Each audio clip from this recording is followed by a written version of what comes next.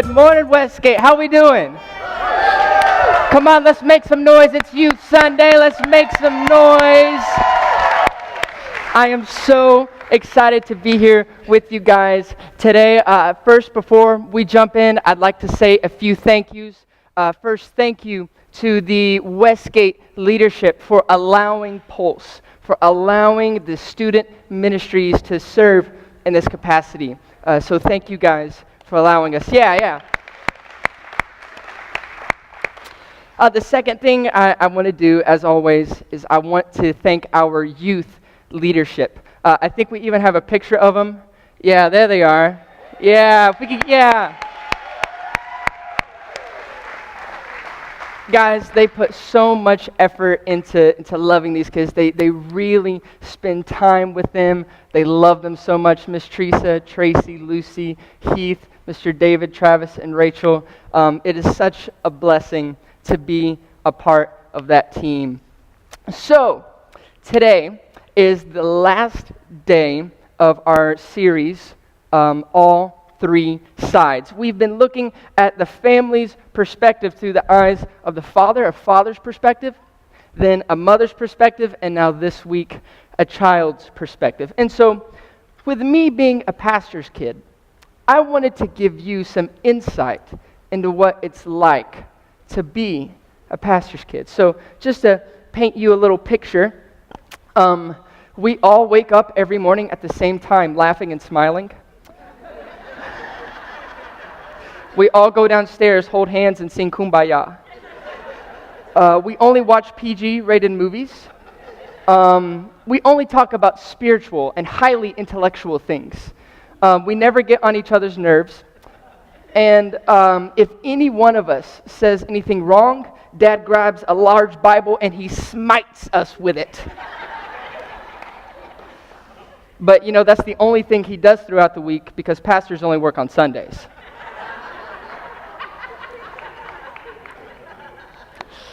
Yeah, that's not true. We're a family. We like to do stuff. Mom and Dad, they went to go see that new Black Panther movie. Yeah. Without me. Yeah, that didn't get on my nerves at all. But one thing I do want to say is that Dad really does work very hard for this church. I know he would never say this about himself, so I'm going to take the opportunity to say that he focuses on the future of Westgate. He looks for new opportunities that we could take, new buildings. He thinks of ways to develop our leadership, to make our church staff feel more comfortable, ways to engage visitors when they come in. He's very loyal. Being a pastor isn't something that he just does. It's part of who he is. Guys, I'm telling you, he wouldn't just sacrifice his life for the church. He is sacrificing his life for the church. So I just want to say thank you. So, like I said, all three sides. Today's is the kids' perspective. So, a little bit about me. My name is Joshua. It's nice to meet your acquaintance. Hi, Joshua. So, when I was a little kid, I was the very hard-headed one. I was the stubborn one. I would argue, and I would argue, and I would argue a little more. That's what I loved to do. I just wanted to get my way, and I was cute, too. If I did something wrong, I'd smile real big. I'd strike a funny pose. I think we actually have a picture of this. Yeah, I was cute and I knew it. Yeah, that's actually my mom's favorite picture of when I was younger.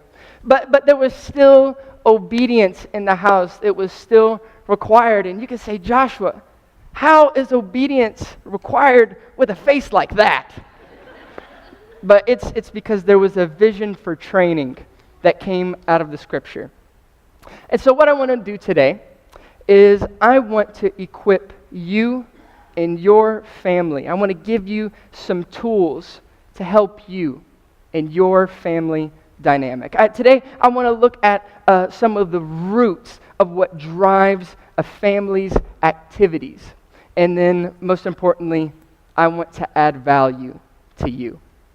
So today, we're going to go ahead and jump into our kind of building block verse in Proverbs 22:6. It says, "Train up a child in the way he should go. Even when he is old, he will not depart from it." So the next logical question from this is, if there's going to be training, what's involved? What goes on? So first, there on your outline, when training a child, what is the end goal? What is the end goal? And notice the word is. There's a single concrete idea. If it's more than one, it starts becoming really, really fuzzy. So from the scripture, they actually give us an idea of what training is supposed to lead to. This is not on your outline. This is just going to be up on the slide. Let's go ahead and go to the next one. The end goal is to be a Christian that endures until the end. The ultimate priority at the end of the day, the end goal is to train a child to be a Christian that endures to the end. You know, the end goal isn't that we train children that are obedient and hang on to every word from mom and dad. The end goal isn't to raise moral pagans that society looks up to. The end goal is to strive and to lead and to move forward, to survive as a Christian. You can't just exist you can't just stand still and be a Christian. You have to fight your way through it. And so what our family did is we came up with a family-focused vision. It's on the next slide again. It's not on your outline, but a family-focused vision to raise godly leaders to make their own decisions. So we saw that you had to fight, you had to strive, so we came up, our family, to fulfill that end goal.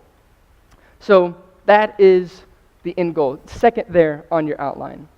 What are the short-term goals? What are the short-term goals? So what things will you use to ensure you reach your end destination? We have a little dog. His name is Boaz. He's a Welsh Corgi. He's fat and lazy, and we've trained him like that, so we have no excuses. But one thing he loves to do is he loves to lay up on mom and dad's bed. But with his little corgi legs, he can't get up on this bed. So what we did is we bought him some little dog steps so he could run up on the bed whenever he wanted to.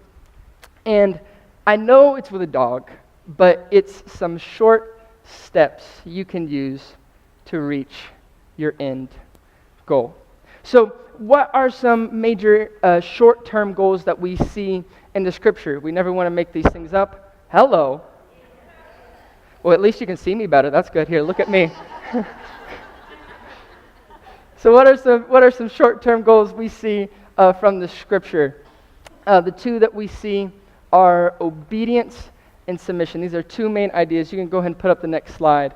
Obedience and submission. So this is kind of the whole thing put together. I know this isn't how we usually do slides, but I wanted to kind of map it all out so you could see how everything related. So what we're going to be doing is spending the rest of our time today kind of dissecting obedience and submission. What does that look like? So, where does obedience come from? Where do we see that in the scripture? Colossians 3:20. It says, ooh, look at that. There's something running through it. Children, obey your parents in everything, for this pleases the Lord.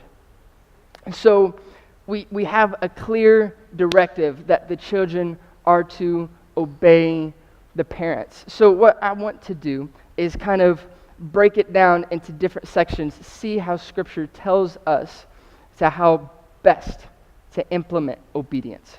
So go ahead and go to the next slide.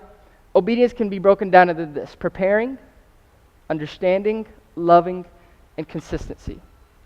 This is in the 0 to 12 years, so, in the developing ages. And what I want to look at right now is preparing. So go ahead and go to the next slide. I'm going to cover the rest up so we can just focus on preparing. Preparation. What is that? So it's helpful for a child to know what's coming next in life so they can acknowledge it and then properly respond to it. They can say, aha, look, it's happening, and then know how to handle the situation. I'll give you an example.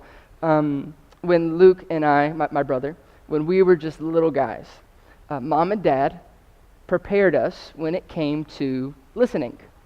Now, I know that may sound weird, but let me explain. So they sat us down. They said, all right, guys, now listen, it is your responsibility that when we call your name, that you hear us and that you respond to us. So they prepared us. Now, when they said you hear us, they wouldn't go, Joshua. They yell through the house, Joshua, like that. So it was our responsibility to hear and to respond. And so they went throughout the house and they would yell our names at us, Joshua, Luke. And we would run upstairs, yes, sir, yes, ma'am. And they go, woohoo! It was really cool. It's like, my parents like me, yay! But there was this preparation. We now knew there's an expectation. So whenever we call your name, you hear us, you respond to us. Just to let you guys know, there were a few other things that they prepared us for. And before we entered the tweens, they told us that we would become self-conscious, that we would think people are judging us when they really weren't. There's actually a story behind that too. And then they also told us before we were teenagers that we were going to think that we knew it all. So they prepared us. They said, look, guys, this is how it is. All right, so that is preparing. Next on your outline is understanding. Understanding. We get this from Ephesians chapter 6 and verse 4. It says, fathers, do not provoke your children to anger, but bring them up in the discipline and instruction of the Lord. So there is an understanding of the wrong that took place. It's not just you made me mad and so now you're in trouble. There's an understanding. When I was younger, I was often asked the question, Joshua, do you know what you did wrong? Okay, repeat back to me what you did wrong. So then there was this dialogue. There was this understanding. It wasn't just you broke some made-up rule, but okay, oh, so no, you didn't get in trouble for that. You got in trouble for this. Oh, okay, I understand. There's this mutual understanding. Next, we're just going to keep moving right through, is loving. There has to be love in obedience. If you were with us last week, Mom actually touched on this a little bit. She said that the level of love must exceed the level of discipline. So this is what I mean. If there is a very persistent child in your family, that's a nice way to say that, they might be disciplined a lot. So you need to show them a lot of love. And you say, Joshua, isn't that playing favorites? Well, not exactly. Here's why. If the child is disciplined a lot, but only feels a little love, what do you think they're going to remember most? Discipline. So you have to show them, look, yes, you messed up, but I still love you. Yes, you did that wrong thing, but man, you still have my heart. I still love you. I still care for you. So in obedience, it's not always you did the wrong thing, you did the wrong thing. There's this implementation, this balance of love in the family. And then the last one is consistency. Has to be consistency in family. It's the thing that they don't show in Disney movies. We get this from Galatians 6:9. It says, "And let us not grow weary of doing good, for in due season we will reap good things if we do not give up." So that means there's an expectation for the child to be obedient. There's an expectation for the parent to discipline, even when the child is sick, even when you're in public with friends and family, even when you're tired or when they're hungry. There's still an expectation of discipline and obedience.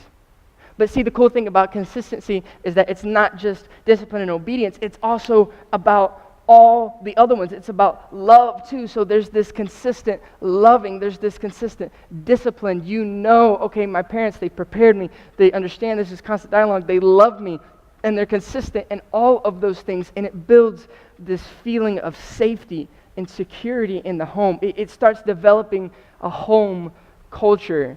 It's like, man, I can trust my parents. They stand true to their word. They love me so much. So that is everything for obedience. I think we have just kind of recap everything. So the end goal, be a Christian that endures to the end. We just looked at the short-term goal of obedience. Preparing, understanding, loving, consistency. So next, let's look at submission. What is submission, this really funky and churchy word? Submission, Malachi 4:6 says, and he will turn the hearts of the fathers to their children, and the hearts of the children to their fathers, lest I come and strike the land with a decree of utter destruction. Lest, that's a great church word, lest. So this is for ages 13 to 18. You know, kids are just starting to get a little bit of sarcasm, but they still live inside the home. But submission is this being endeared to your parents, understanding their motives, a deeper level of love and connection. So we're going to break down submission into a few parts. So vulnerability, ownership, and a desire to learn. Vulnerability, ownership, and desire to learn. So first we're going to take a look at vulnerability. Again, cover the other ones up so we can just talk about this one. I got to tell you, so much of submission is just being vulnerable with your parents. Having that awkward conversation, maybe a little uncomfortable. See, submission has to be required because a lot of parents will say to their kids, oh, you can come and talk to me about anything. You know, my door is always open. And they mean it. But see, the assumption is that the kid has the courage to walk through that door and have that awkward conversation. You have to require that. If you're going to get their heart, if you're going to do what Malachi says, you have to require that. Again, it comes after obedience. If it doesn't come after obedience, it's not going to work. But you have to intentionally get their heart. Personal story. I remember one time when I was in my early teens, and I was riding in the car with Dad. He was driving. And we were just sitting there, weren't really talking, weren't mad, just weren't talking. And he says, hey, bud, what are you thinking about? Two things happened. One, I was like, whoa, he cares about me. He's thinking about, he cares about what I'm thinking about. And second thing was that I was embarrassed because I was thinking about a girl. And I was like, okay, what are my options? All right, so he can read me like a book, so I can't lie to him. Okay, was I thinking about like McDonald's for a split second? Like, oh, I was thinking about a Big Mac. No, can't do that. And so after about a minute of silence, just sitting there awkwardly, I was like, I was thinking about a girl. And the craziest thing happened. He didn't laugh. He didn't tease me. He said, bud, that's perfectly normal for a boy your age to be thinking about a girl. He told me that he was doing the same thing when he was my age. He related to me. It endeared my heart to him. It wasn't just all about obedience. It was this turning of the hearts, the children, towards the Father. So I want to encourage you kids. I want to talk to the kids for a second. I consider myself a kid. I'm not in my 20s yet. Kids, young adults. If there's something that you've been thinking about, if maybe you do have a crush, or maybe you just have a random question about life, or maybe about marriage, I'd encourage you to go ask your parents. I know it may feel so awkward and terrible and like you're dying on the inside and you're like, oh, what is this terrible feeling? But I'm telling you, you will feel so much better afterward. Vulnerability is important. The next one is ownership. This one I enjoy, ownership. It's a really cool idea. So ownership is feeling the repercussions of your own decisions. So while they're in that 13 to 18-year range, this is up to the parents, but the parents can decide to give the child some responsibilities. Like, all right, you're going to decide when you go to bed. You're going to decide when you cut your hair. So that gives them the opportunity in the safety of the home to feel the weight of their own decisions. So if they don't schedule a hair appointment, they're going to have to live with some pretty crazy hair. If they go to bed a little late, they might have to just be groggy the next day. So before they leave the house, go to college, whatever it is, gives them the opportunity to feel what it is to make their own decisions and how it can positively or negatively affect themselves. So that's ownership, really like that. Then the last one is a desire to obey. I know this one sounds a little bit foreign, sounds really churchy. Oh, a desire to obey. But I wrote out a sentence, and we're going to put it up on the screen. I'm just going to read through it, and we're going to go on. So, if children are going to grow up and desire to obey God, who is the ultimate authority, it is a good way for them to learn by desiring to obey the parent, who's the earthly authority. Again, so looking in this long term, if the end goal is being a Christian that endures, loving God, we have to have these short-term goals. Good way for them to learn is by desiring to obey the parent as the earthly authority. So, Scripture gives us these ideas of an end goal of the Christian and then these short-term goals from obedience and submission. It gives us this feeling of safety and security in the home, a home culture. It gives us some criteria for making big decisions. It's not just, oh, this is how I feel. No, there's been this preparing, and you have each other's hearts, you know each other's motives.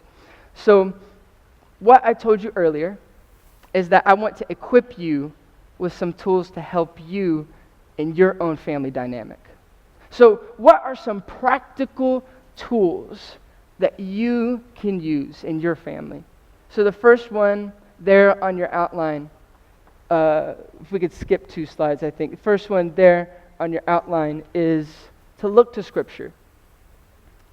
Look to Scripture. Guys, these ideas didn't come out of some inward look. It didn't come out of some Tony Robinson program. It was looking at the Scripture and saying, okay, obedience, okay, submission, how are we going to do that? So I just encourage you guys, wherever you are in your family life, say, okay, how do these Scriptures apply to us?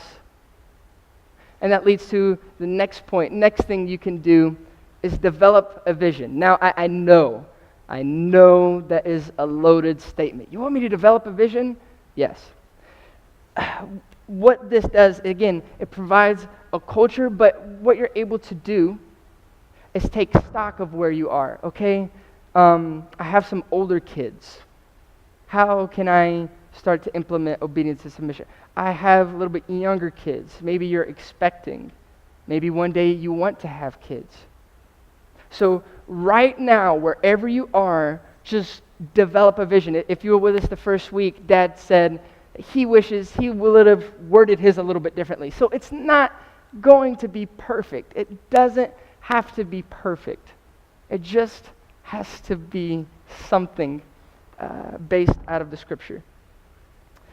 And then this next point is probably my favorite point of the whole day. Some things are taught and some things are caught.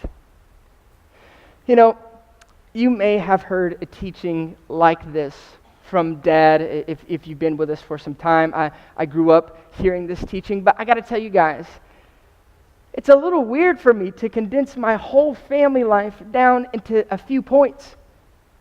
Like, there's so much going on. We didn't go, okay, now we got to do point 1 here. Okay, now we got to do point 7 down over here. Oh, and Joshua, it wasn't like that. It was just That's how our family was. So I'd encourage you that if you see a family, maybe here at Westgate, you say, hey, honestly, I wish my family would be a little bit more like theirs when it came to child rearing or when it came to marriage or whatever. I encourage you, go hang out with them and invite them to lunch, score some brownie points and watch their kids for a night. Just be around them, because sometimes some things are taught and some things are caught. So, as we wrap up this series of all three sides, there's one last thing I do want to say. And that's grace has played a large role in my life when I was growing up. You know, with me being the hard-headed one, obeying God, doing things His way didn't come naturally to me. So if you're sitting here today and you're thinking, man, one of my children, they're just not getting it. I just don't know. They're just not getting it. I want to encourage you to pray for grace, to teach about grace, to have them pray for grace. I remember a little sheet of paper. I would tape it above my bed so I could see it every morning. It said, God, today I need your grace for fill in the blank.